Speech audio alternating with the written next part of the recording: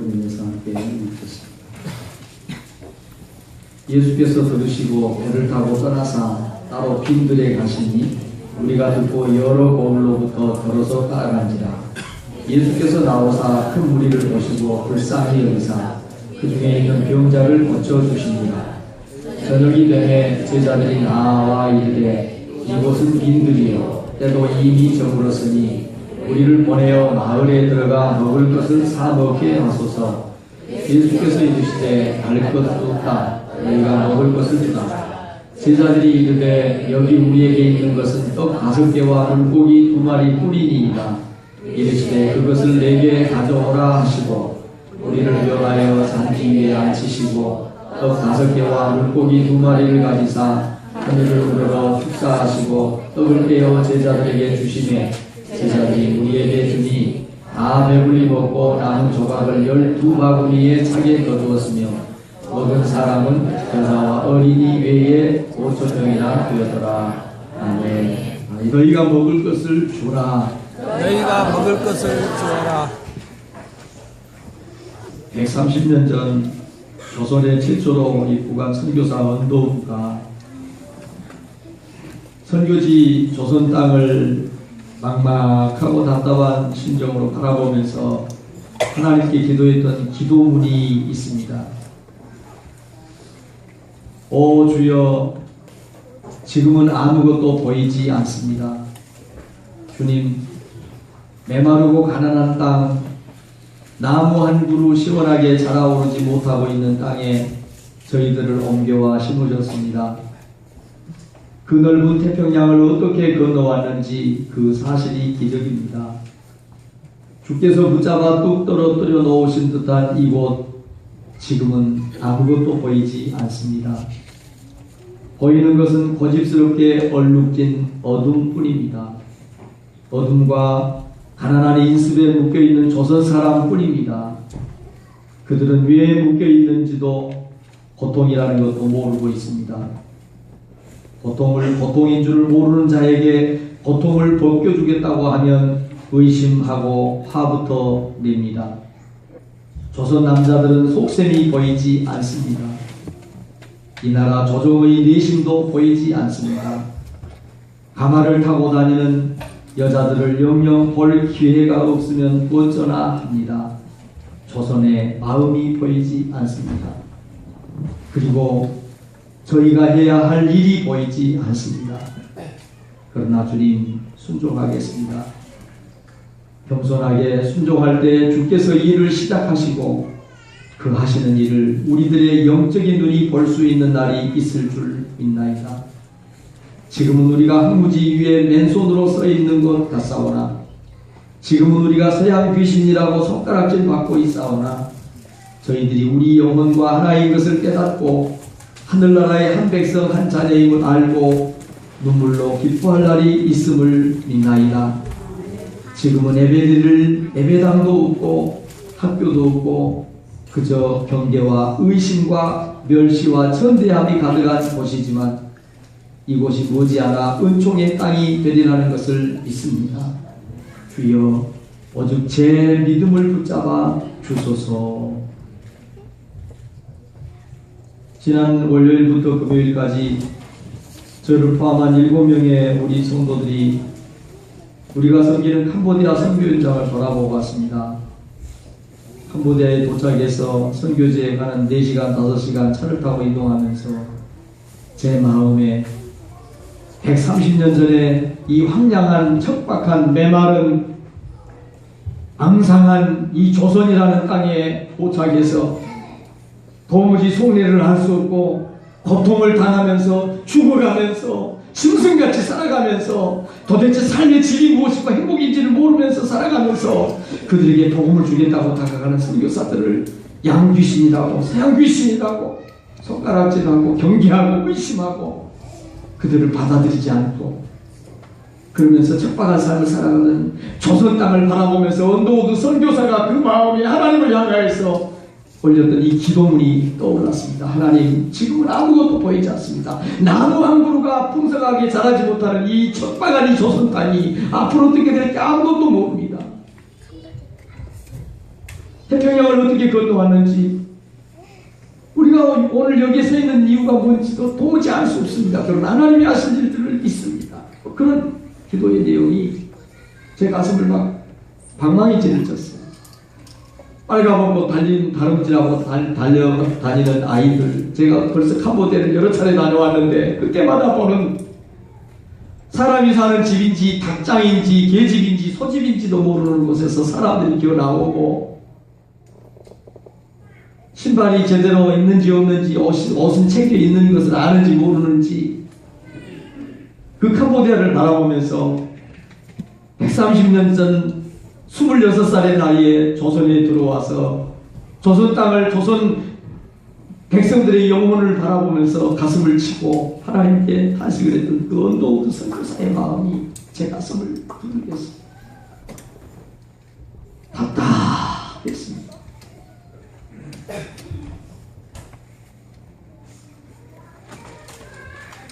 그때 하나님께서 저에게 주신 말씀이 마태복음 14장 오늘 말씀입니다.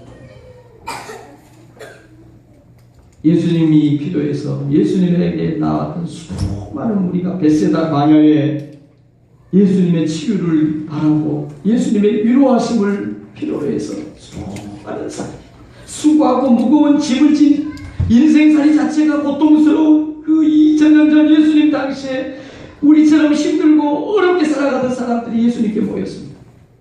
마치 캄보디아 사람들처럼, 130년 전에 우리 조선 사람들처럼 누군가의 사랑이, 누군가의 도움이, 누군가의 위로가 필요한 사람들이 예수님 앞에 모였습니다.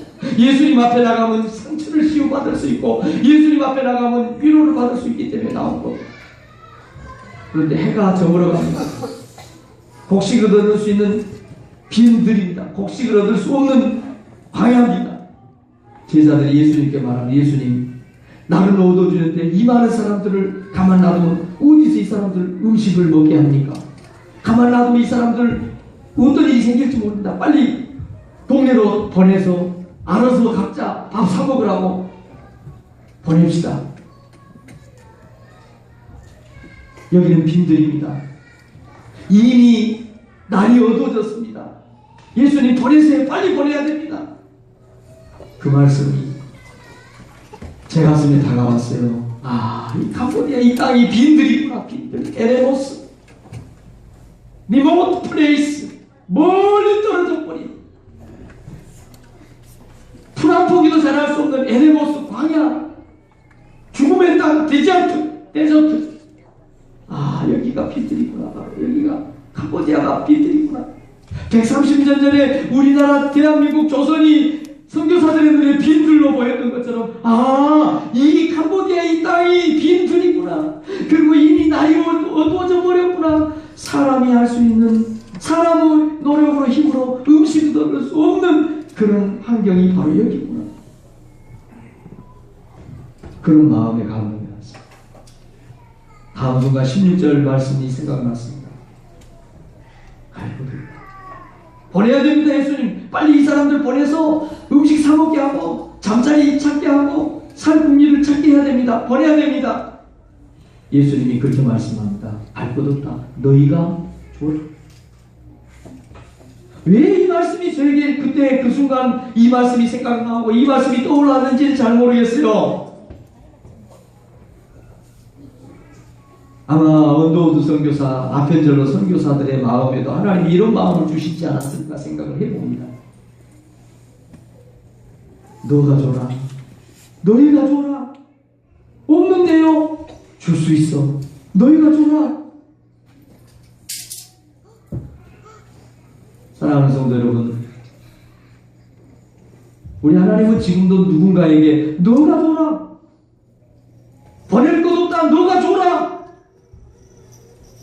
이렇게 말씀하고 있는지 모릅니다. 그때 받은 감동을 어중부 학교에 가서 제가 그대로 말씀을 나눴어요. 그 감동을. 오늘 그 말씀, 그 은혜를 여러분들과 함께 나누려고 합니다.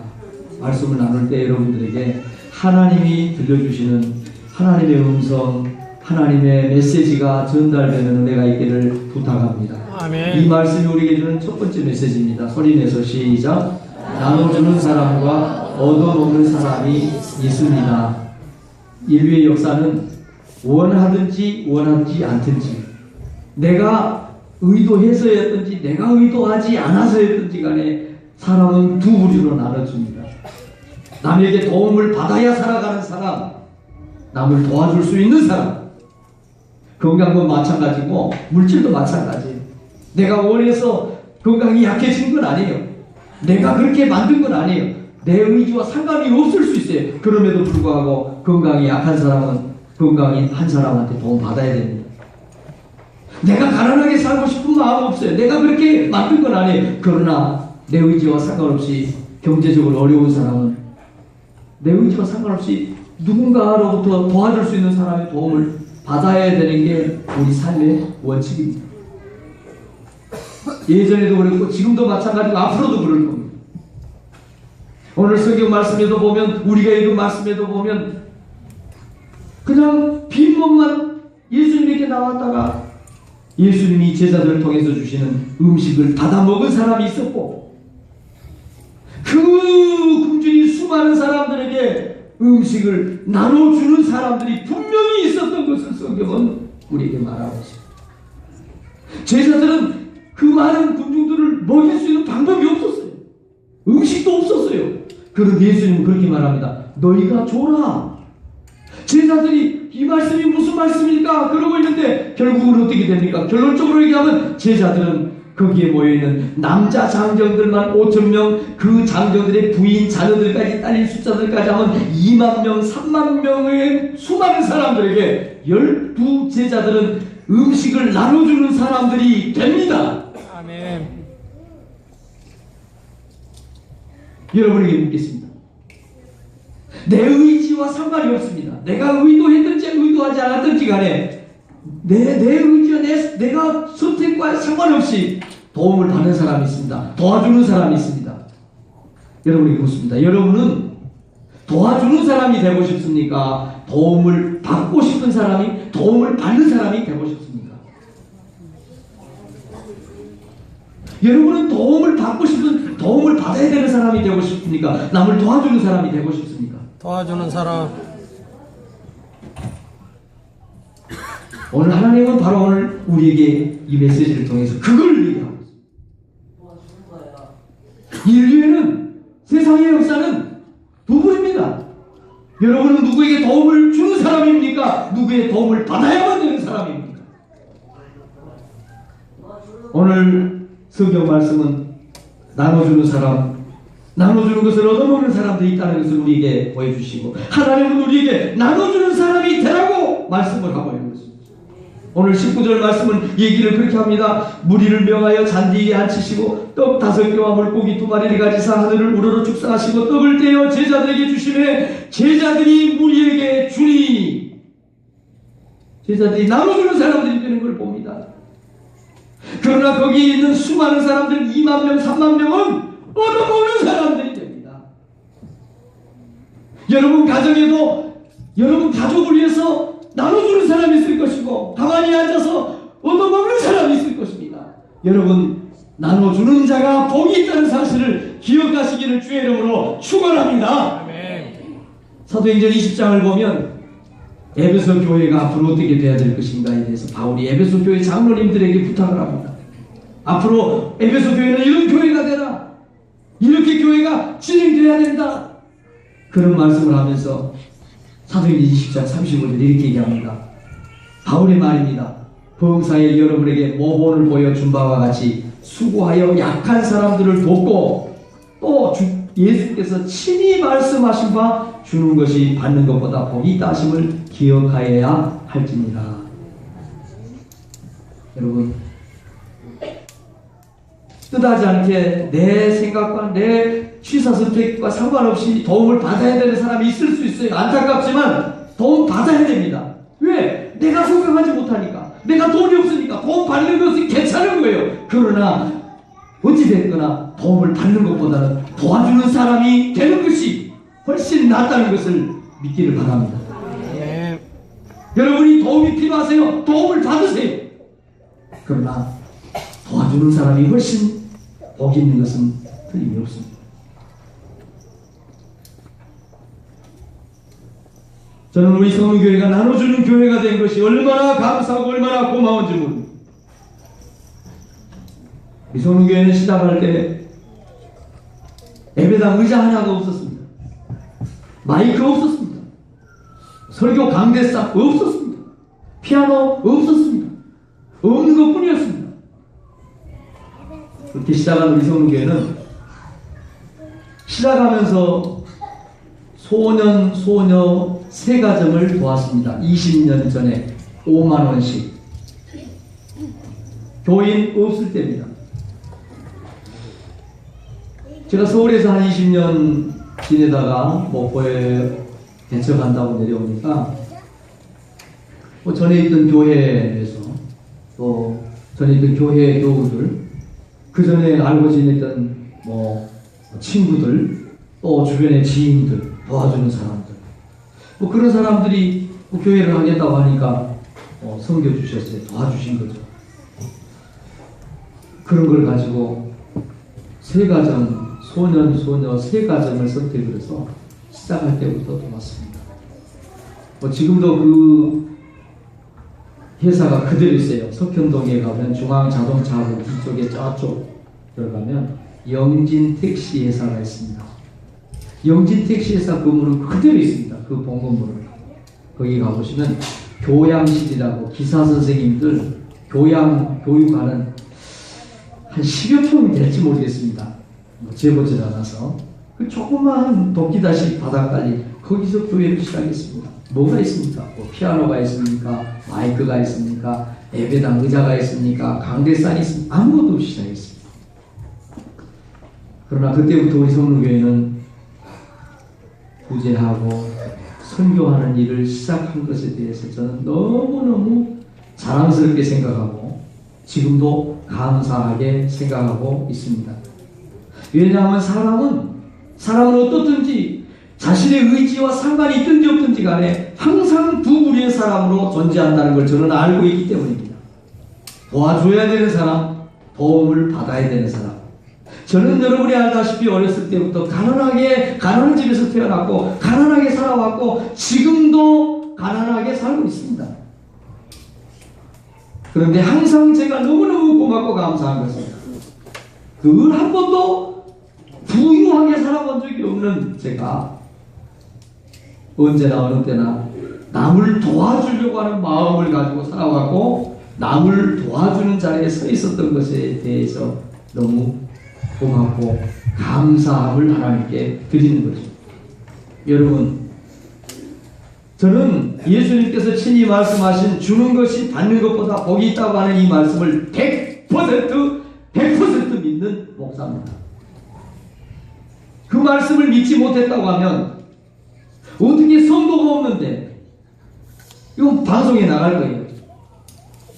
저를 알고 있는 목포에 있는 많은 사람들이 이 방송을 듣습니다. 처음에 우리 교회를 다녔던 사람들 이 방송 들을지 모릅니다. 하나님이 다 알고 계십니다. 제가 이 사실을 믿지 못했다고 하면 주는 것이 받는 것보다 복이 있다고 하는 이 사실을 제가 믿지 못했다고 하면 남이 도와주는 남이 구제해주는 그걸 가지고 소년 가정을 도울 수 있었겠습니까? 언제 한번 넉넉하게 물질을 놓고 써본 적이 없는 제가 지금도 여전히 부족하게 살아가는 제가 도와주는데 선뜻 그 일을 할 수 있겠습니까? 그런데 저는 이 말씀을 100% 믿기 때문에 이 말씀을 확실히 믿기 때문에 저는 지금까지 계속해서 도와주는 자리로 가려고 도와주는 목사, 도와주는 교회가 되려고 지금까지 발버둥을 치고 최선을 다해 달려온 것에 대해서 저 자신에 대해서 자랑스럽게 생각합니다. 제가 성루교회를 시작하고 얼마 되지 않았을 때 성경을 읽으면서 제 심장을 확 사로잡아버리는 성경 말씀 한 구절이 있었습니다. 그 말씀이 신명기 15장 11절 말씀입니다. 땅에는 언제든지 가난한 자가 그치지 아니하겠으므로 내가 내게 명령하여 이르노니 너는 반드시 내 땅 안에 내 형제 중 곤란한 자와 궁핍한 자에게 내 손을 펴라! 그런 말씀이었습니다. 지금은 우리 교회가 선교 헌금을 하고 있습니다만은 우리 교회가 그래서 선교 헌금 자체를 이름을 손을 펴는 사랑이라고 헌금 명목을 바꿨었습니다. 근데 그거를 어느 사람마다 설명을 할 수가 없어요. 그래서 그냥 설교문으로 바꾼 겁니다. 일반적으로 이해하기 쉽게. 하나님이 저에게 주신 말씀이었어요. 아니, 이것은 성경을 보는 모든 사람에게 주신 말씀이었어요. 그런데 이 말씀이 그때 당시 저에게 그렇게 가난하고 그렇게 대책이 없고 그렇게 아무것도 없는 그 가난한 목회자에게 하나님이 심장을 확 사로잡아버리는, 눈을 확 뜨게 만드는 말씀으로 저에게 주셨어요. 땅에는 언제든지 가난한 자가 없어지지 않는다. 그럼 무슨 말이에요? 그 지구상에 끝날이 올 때까지, 주님이 다시 오실 때까지 반드시 도와줘야 되는 사람이 있다는 거예요. 근데 문제는 주님이 다시 오실 때까지 반드시 도와줘야 되는 가난한 사람들은 있을 것인데, 문제는 누가 돕느냐는 거예요. 누가 돕느냐는 거예요.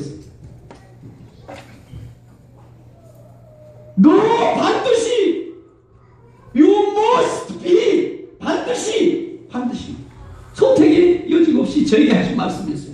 너는 반드시 너 땅 안에 내 행주 중 곤란한 자와 궁핍한 자에게 너 손을 펴야 돼. 너 손을 펴. 그래서 그때부터 우리 교회는 지금도 우리가 보듯이 이 모양입니다. 사람이 많습니까? 돈이 많습니까? 건물이 제일 큽니까? 어디 목포에서? 여러분, 그러나 하나님의 말씀은 진리고 하나님의 말씀은 언제든지 항상 옳습니다. 나눠주는 사람이 있고 나눠주는 것을 받아야만 먹고 사는 사람들이 항상 있는 거예요. 우리 성도교회를 섬기는 우리 모든 성도들은 도움을 받는 사람보다는 도와주는 복 있는 자리로 가는 교회와 성도들이 되기를 주의 이름으로 축원합니다. 아멘. 오늘 이 말씀이 우리에게 주는 두 번째 메시지입니다. 같이 읽어볼까요? 어린아이의 작은 도시락이 기적을 만들어내었습니다. 오늘 이 본문 말씀이 우리에게 주는 가장 중요한 키포인트는, 예수님의 기적을 얘기할 때마다, 예수님의 기적, 예수님이 하신 놀라운 일들을 말할 때마다, 예수를 믿는 사람이고 안 믿는 사람이고 예수님의 능력에 대해서 말할 때마다 보리떡 5개, 물고기 2마리로 결혼한 남자들 5,000명, 여자 부인들, 아이들까지 하면 2만 명, 3만 명을 다 먹이고, 보리떡 5개, 물고기 2마리로 다 배불리 먹이고 12강주리를 남기는 이 기적을 모르는 사람은 없습니다. 이 기적을 갖다가 이렇게 말합니다. 오병이어의 기적이다. 이걸 모르는 사람은 없어요. 그만큼 중요한 기적의 가장 중요한 키포인트가 뭐냐? 그 놀라운 말, 예수님의 기적을 대표하는 이 놀라운 오병이어의 기적의 가장 큰 핵심은 뭐냐? 작은 어린 아이의 도시락 하나에서부터 시작이 됐다는 것입니다. 예수님께서 갈 것 없다, 버릴 것 없다, 너희가 줘라. 그러니까 그 얘기를 어린아이 한 명이 들었습니다. 어린아이 한 명이 듣고 집에서 나올 때 엄마가, 얘야 오늘 배고플 때 너 이거 먹어라. 엄마가 싸준 도시락이에요. 어린아이의 도시락이에요. 어른의 도시락이 아니에요. 어린아이가 먹어야 되는 양 보리떡 5개, 물고기 2마리. 어른의 배는 채울 수 없어요. 그 어린이가 그 말을 듣고 자기 도시락을 아들에게 도시락을 준 거예요. 요한복음 6장은 이렇게 얘기합니다. 제자 중 하나고 시몬 베드로의 형제 안드레가 예수께 여짜오되 여기 한 아이가 있어 보리떡 5개와 물고기 2마리를 가지고 있습니다. 그러나 이 보리떡 5개, 물고기 2마리가 이 많은 사람들에게 도대체 무슨 도움이 되겠습니까? 그러니까 예수님께서, 그래 그걸 내게 가져와라. 보리떡 5개, 물고기 2개를 예수님께 갖다 드렸습니다. 그러니까 예수님이 그 보리떡 5개, 물고기 2마리를 가지고 기도를 하십니다.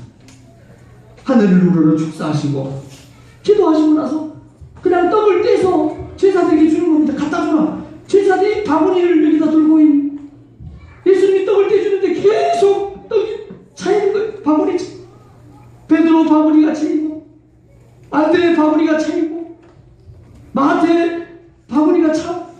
도마에 바구니가 차고 12제자의 바구니가 가득하죠. 나눠주고 또 와서 받아 또 나눠주고 또 받아서 나눠주고. 이게 바로 오병이어의 기적입니다. 그런데 나눠주는데 끝이 없이 계속해서 그 떡은 끝이 나지 않아요. 물고기 2마리가 계속해서 떼주는데 없어지지는 않는 거예요. 이게 오병이어의 기적의 핵심입니다. 어디에서부터 시작이 되느냐? 어린아이의 작은 도시락 하나에서부터 시작이 됩니다. 이 작은 것, 어린아이가 한 끼 먹는 어린아이의 양에 맞는 보리떡 5개 물고기가 2마리가 도대체 무슨 이 많은 사람들, 어른 한 사람 배도 못 채울 이 작은 것이 무슨 일을 하겠습니까? 그런데 그 어린아이 도시락이 기적을 일으켜냈다. 이번에 저희가 라연교회, 우리가 섬기는 어준부교회에 다녀왔습니다. 저는 여러 차례 가서 보고 있습니다만은 여러분들과 똑같은 성도님들이 가서 본 겁니다. 저희가 20주년 기념 교회를 캄보디아에 세웁시다. 그래서 그때부터 우리 성도들이 기도하면서 헌금하기 시작했어요. 어떤 분은 1,000만 원을 내놨어요. 어떤 가정은 매주 5만 원씩을 이걸 냈어요. 우리 애들이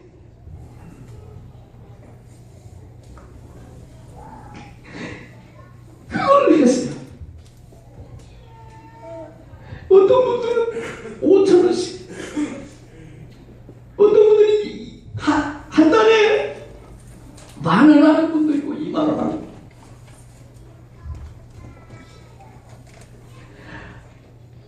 그 얼마 안 됩니다. 그거 다 보태봐야 얼마 안 돼요. 우리 한국의 교회 하나 지나가면 제가 몇 억은 줘야 교회 짓습니다. 그 10분의 1도 안 됩니다. 그걸 가서 이번에 보니까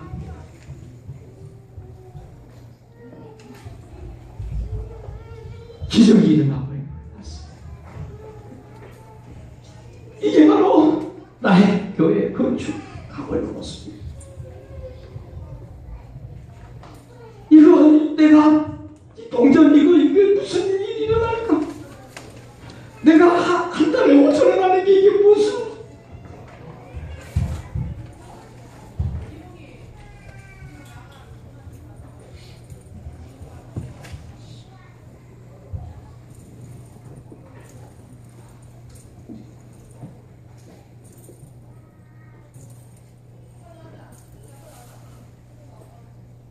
물론 우리 모두가 다 동참한 건 아닙니다. 정말 허리띠를 졸라매고 써야 할 곳이 있지만 주님의 일을 위해서 주님의 그 마음을 가지고 했던 분들이 있고 구경하신 분들도 있었을 겁니다. 그러나 하나님은 어찌됐든지 어린아이의 그 보리떡 5개 물고기 2마리로 기적을 베푸는 겁니다.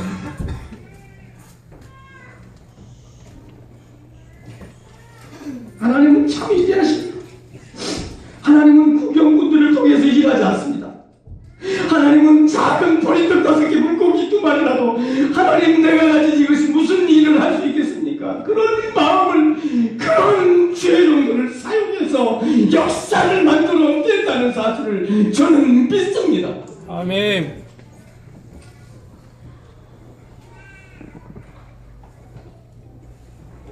저는 우리 성무교회가 여의도 순복음교회 조영기 목사님 텐트 치고 교회 시작해서 어느 날 여의도 순복음교회 70만 80명, 그거 놀라운 기적입니다.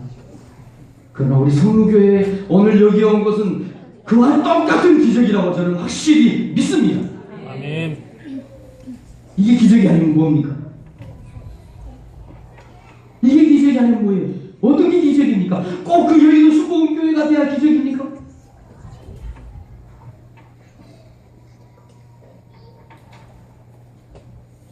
두다 보면 안전한 교회의 모습으로 자리를 잡을 것입니다. 내년 2월달이 되면 저희들이 가서 입당 예배를 드릴 겁니다.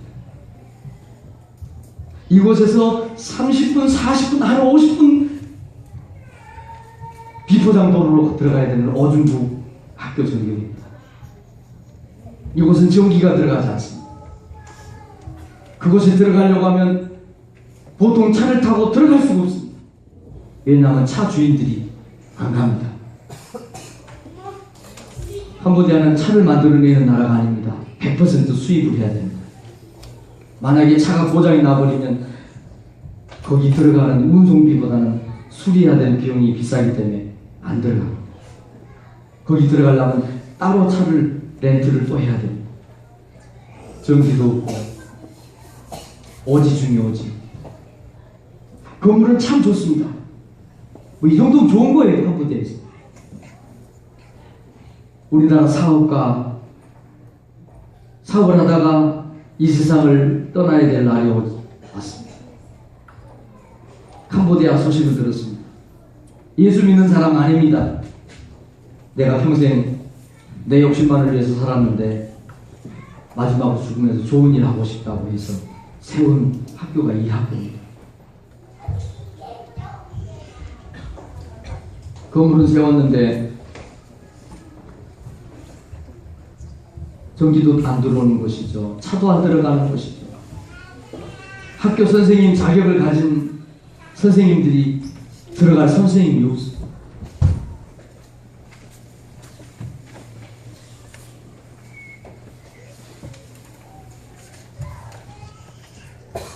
얘들은 많으니까 학교를 보내줘야 되는데 부모들이 그 애들 일시켜야 되니까 학교를 못 보냈다. 그래서 폐교가 됐습니다. 그냥 방치되어 있어. 선생님도 없고 학교에 애들도 안 보내주니까 그러면 이번에는 유치원을 합시다. 그래서 유치원을 우리가 하게 된 겁니다. 여러분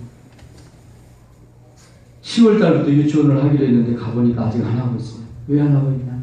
선정은 터져 있고 비는 새고 있고 돈이 있어야죠.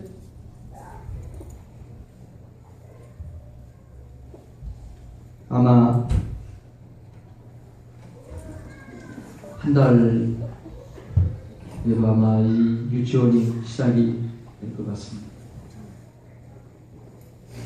우리 수립이랑 해서 보내줘야죠. 한국처럼 몇백만 원, 몇천만 원을 들여야 수리하고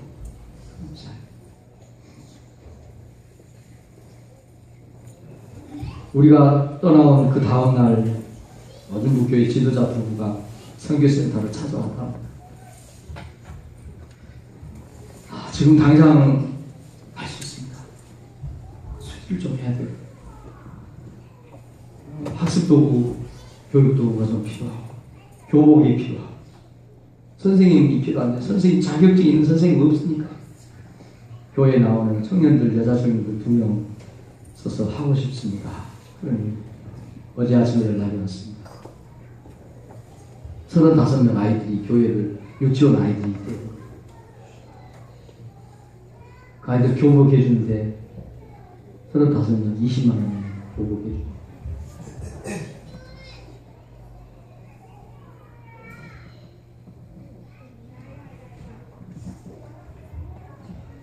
여러분 하나님의 음성을 우리가 들어야 합니다. 하나님이 하신 일들을 할 수 있어요. 우리 인생, 우리 사람의 삶은 우리의 의지, 우리의 노력, 우리의 땀으로만 되는 것이 절대 아닙니다. 하나님이 간섭하셔야 됩니다. 하나님이 역사하시고 하나님이 일하셔야 합니다.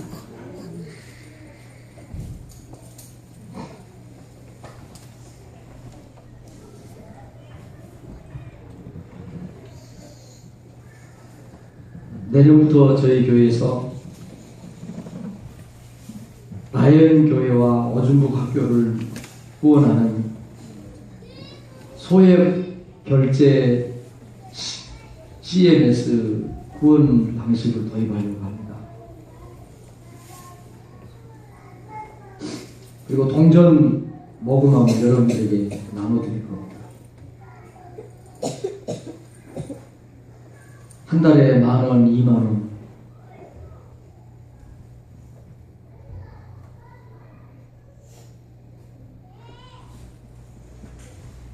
그 아무것도 아닙니다. 커피 한 잔에 커피숍에 갔더니 5,800원 값싸요. 싼 데도 있고 비싼 데도 있고 그렇죠. 커피 두 잔 안 마시면 귀한 일을 할 수 있습니다.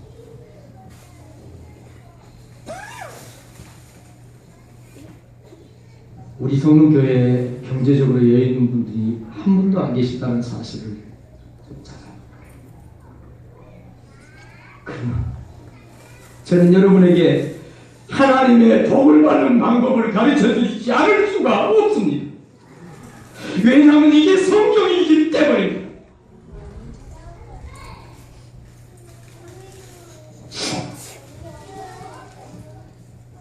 어린아이의 도시락은 아무런 능력이 없습니다. 어린아이 한 끼 먹어야 될 버릇 5개 물고기 2마리는 아무런 도움이 되지 않습니다. 그러나 그것이 하나님의 손에, 예수님의 손에 들렸을 때 기적을, 놀라운 엄청난 기가 막힌 기적을 이겨냈다는 사실을 우리는 너무 잘 압니다. 한 사람이면 피합니다. 두 사람이 맞설 수 있다고 성경이 말합니다. 이 자리에 20년 동안 성무교회를 계속 지켜보고 있었던 성도들이 앉아 있습니다. 한 해도 한 달도 우리 성무교회는 구제와 선교를 쉬어본 적이 없습니다. 어떤 상황, 어떤 형편에서도. 왜냐? 하나님의 약속의 말씀을 100% 믿었기 때문입니다. 아직도 넉넉하진 않습니다. 그러나 그럼에도 불구하고 저는 오늘 성무교회가 오늘 이 자리에 이만큼이라도 있었던 것은 하나님의 약속의 말씀을 100% 믿었던 우리의 믿음의 헌신이 있었기 때문이라는 것을 저는 고백합니다. 어린아이가 내놓은 작은 도시락 하나가 수만 명을 먹이고 남는 기적을 만들어냈습니다. 이제는 누가 그 기적을 만들어내야 됩니까? 이 말씀이 이제는 들려야 될 사람, 이 말씀을 들어야 되고 응답해야 될 사람들이 도대체 누굽니까? 대한민국은 이제 세계 선교 대국이 됐습니다. 인구 단위로는 세계 1위입니다. 130년 전에 그 황량하고 쓸쓸하고 척박하고 메마른 조선의 땅을 바라보면서 하나님께 기도했던 그 젊은 선교사들의 외침에 우리는 고개를 돌려서는 안 됩니다. 우리는 그 사랑의 빚을 진 사람들입니다. 우리가 부족하기 때문에, 우리가 아직도 우리 욕심을 채우지 못했기 때문에 아직은 우리가 손을 펼 때가 아니라고 말할 수 있는 사람은 우리 가운데 아무도 없습니다. 저는 우리 성무교회가 계속해서 기적을 만들어내는 어린아이의 기적의 주인공들이 되는 그런 자리로 나가는 교회가 되고 성도들이 되기를 주의 이름으로 축원합니다. 아멘. 이 말씀이 우리에게 주는 마지막 메시지입니다. 하나님은 베푸는 자가 받을 복을 예비하고 계십니다. 아멘입니다.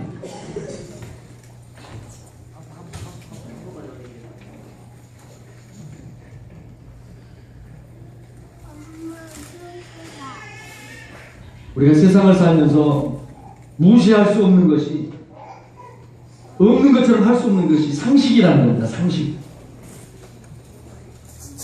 일반 법칙이죠. 일반 법칙. 부유하게 살고 부자로 살려면 악착같이 끌어모아야 부자가 되는 겁니다. 이건 상식입니다. 자꾸 베풀고 자꾸 나눠주면 이거 부자가 될 확률이 없어집니다. 이게 상식입니다. 그런데 예수님께서는 우리에게 상식을 깨라고 말씀을 하십니다. 너희는 상식의 법을 따라가지 말고 성경의 법, 말씀의 법을 따라가라고 우리에게 호소합니다. 주라, 그리하면 너희에게 줄 것이니 곧 후이 되어 누르고 흔들어 넘치도록 하여 너희에게 안겨주리라. 너희의 헤아리는 그 헤아림으로 너희도 헤아림을 도로 받을 것이다. 이건 상식이 아닙니다. 이건 일반 법칙이 아닙니다. 이건 하나님의 말씀의 법칙이고 진리의 법칙입니다. 법칙입니다. 영적인 법칙입니다. 저는 우리 성령교회 성도 여러분들이 상식을 뛰어넘고 상식을 초월해서 말씀의 법, 성경의 법에 지배를 받는 그런 성도들이 되기를 원합니다. 아멘. 일반적으로 상식은 쇳덩어리가 물에 들어가면 까라하게 되어 있습니다. 그러나 조선공학의 법칙은 현대조선소에서 만들어낸 수만 톤 되는 쇳덩어리 바다에 물에 들어가지만 까맣지 않습니다.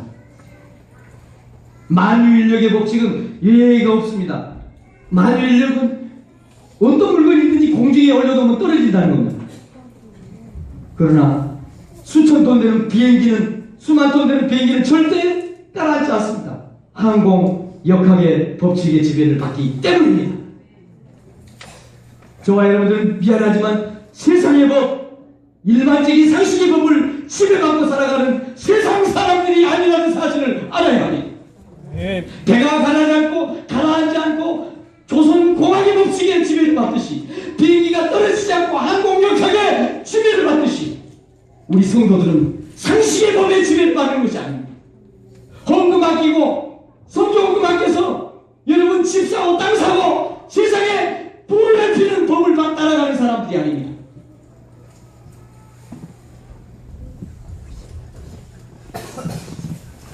좀 찔리는 사람이 있을지 모르겠어요. 아, 여러분 안 찔리세요?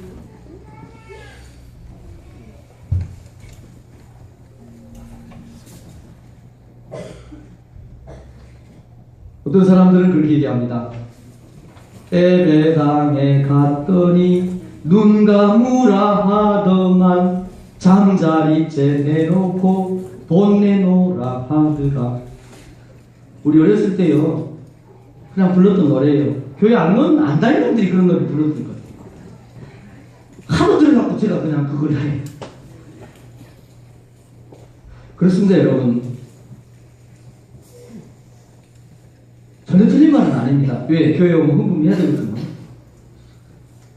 그러니까 헌금 때문에 교회에 안 온다는 분들이 있어요. 부담스럽겠죠. 그러나 저는 여러분에게 그렇게 말씀드리고 싶습니다.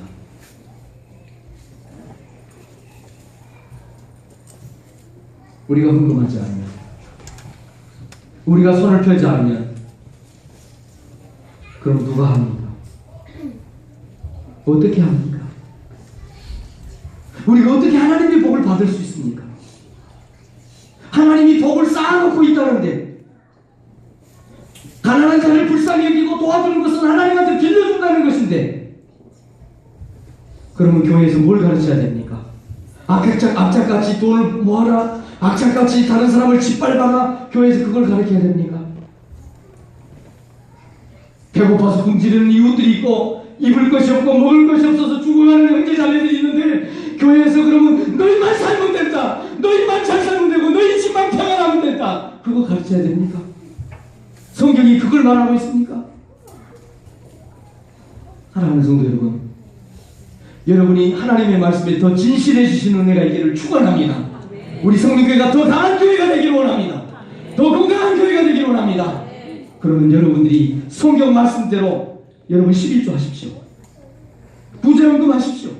성경헌금 하십시오. 아멘만 하지 마시고 여러분의 손을 펴서야 합니다. 아멘. 그래야 하늘문이 열립니다. 이럴 때 아멘 해야 되는데 이거 아멘 안 하시네. 할렐루야. 이건 울며 겨자물 주네. 속지 마십시오. 그건 세상의 법입니다. 그건 원수 마귀가 우리 마음에 주는 겁니다. 하나님의 법은 하나님의 말씀으로 손을 펴라는 것입니다. 너희가 알지 못하는 방법으로, 너희가 꿈꾸지 못하고 너희가 상상하지 못한 방법으로 내가 너희의 앞길을 인도하겠다고 홍해의 길을 여신 하나님, 여리고성을 무너뜨리시는 하나님이, 그 하나님이 우리에게 하신 말씀입니다. 너희가 쉽지 않은 것을 먹게 될 것이다. 너희가 파지 않는 우물을 얻게 될 것이다. 속지 마십시오. 상식의 법에, 일반의 법에, 세상의 법에 넘어가면 안 됩니다. 왜요? 세상의 법에 거부하고 상식의 법을 맞서서 대한민국에 와서 복음을 전했던 그 젊은 선교사들이 130년이 지난 오늘 대한민국이 만들어냈습니다. 제가 이런 얘기를 하면 동의하는 분도 있고 동의하지 않는 분도 있습니다. 저는 그분들이 동의하는 게 좋다고 생각합니다. 왜냐하면 대한민국 첫 번째 학교가 선교사님들 때문에 세워진 학교. 대한민국의 첫 번째 세워진 병원이 선교사님들이 세운 병원입니다. 대한민국의 첫 번째 공항원이 선교사들이 세우는 겁니다. 대한민국의 사회복지 인프라가 선교사들이 와서 만들어 놓은 겁니다. 학교에서 가르치지 않았고 병원에서 병 고치지 않았고 사회복지를 선교사들이 가져오지 않았다고 하면 그래도 대한민국이 지금 이 정도일 거라고 저는 생각할 수가 없습니다.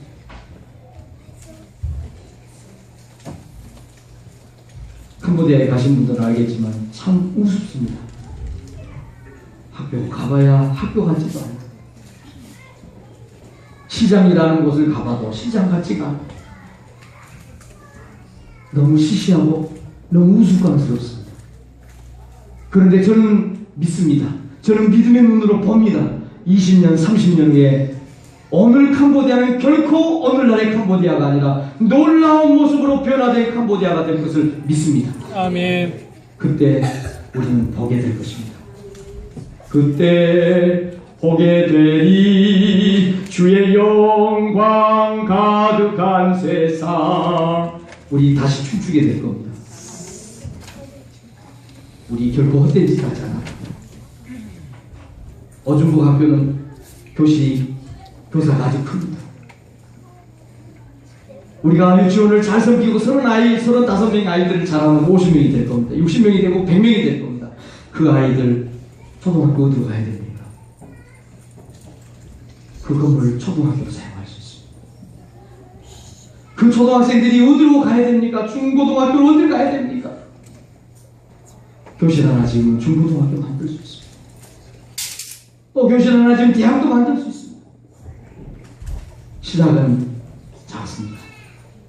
우리의 손때 묻은 동전, 우리 아이들의 그 코 묻은 동전, 어린아이의 작은 도시락 하나, 우리가 일주일에 5,000원, 한 달에 몇만 원, 놀라운 역사를 일으켜야 됩니다.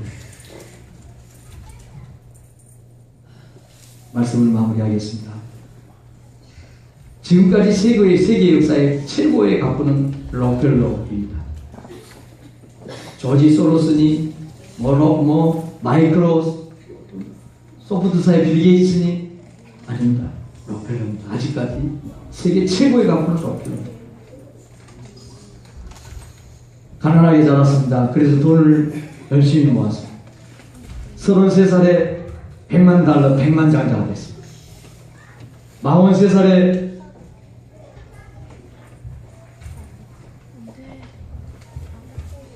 록펠러가 정유회사, 미국의 모든 석유를 독점해버렸습니다. 미국. 지금도 이 석유 관련 분야는 록펠러 재단이 거의 석권하고 있죠. 53살에 세계 최고의 가부가 됐습니다. 그런데 세계 최고의 가부가 됐는데 록펠러가 머리가 빠지고 비스켓 하나를 먹을 수 없는 병에 걸립니다. 그 병은 알로피키아라고 하는 병입니다.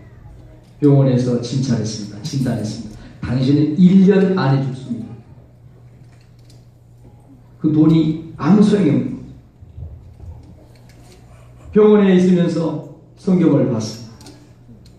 성경을 보는데 디모데전서 6장 10절에 돈을 사랑함이 일만하게 뿌리가 되나니 술 장사도 했고 나쁜 장사도 했습니다. 돈 많이 모았습니다. 양심의 가책이 왔습니다. 그러나 간에 이번에는 병실 앞에 복도에서 시끄러운 소리 들려요. 가만히 들어보니까 병원에 입원해 있는 환자를 병원에서 쫓아내는 거야. 왜 돈 안 내고 병원에 있는 거냐? 당신 우리 병원에 있을 수 없어. 나가라! 어린 소녀의 부모님은 눈물을 흘리면서 우리 아이가 병원에서 나가면 어떻게 됩니까? 제발 살려주세요. 살려주세요. 돈은 벌어서 주겠습니다. 안 돼! 돈 없어. 안 돼! 나가세요! 그 소리를 어필러 받았습니다. 그리고 비서를 시켜서 병원비를 대신 내죠. 열흘이 지났는데 금방 죽을 것 같은 그 여자아이가 살아나 버렸어. 건강하게 돌아다니는 걸 보고 록펠러의 자서전에 그렇게 썼습니다. 나의 삶에 이렇게 행복한 순간이 없었다. 나는 살면서 이렇게 행복한 삶이 있는지 몰랐다. 자서전에 자기가 돈 대줘서 병원에서 살아난 그 소녀를 보면서 자기 자서전에 마지막에 그렇게 썼어요. 나는 살면서 이렇게 행복한 삶이 있는지 몰랐다. 너무 그 아이가 살아나니까 너무 록펠러가 기쁜 거예요. 그때부터